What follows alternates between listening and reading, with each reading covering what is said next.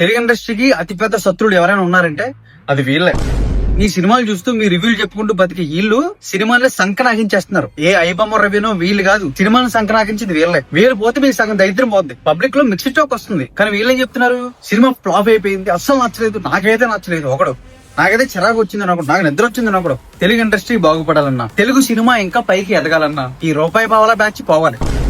అప్పుడు గాని ఇది తెమలదు. వీలైతే పాజిటివిటీని స్ప్రెడ్ చేయండి. మీ చెడగత్తర బుర్రతో మందరిని చెడగొట్టాలని చూడొద్దు. ఇది చాలా చీప్, ఇది అసహ్యం, ఇది అరగదరా బాబది.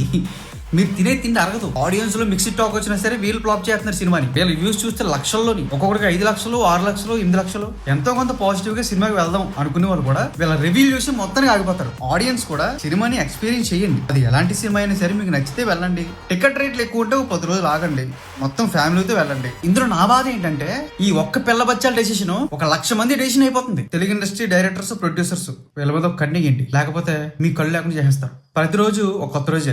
మళ్ళీ మొదలెడదాం.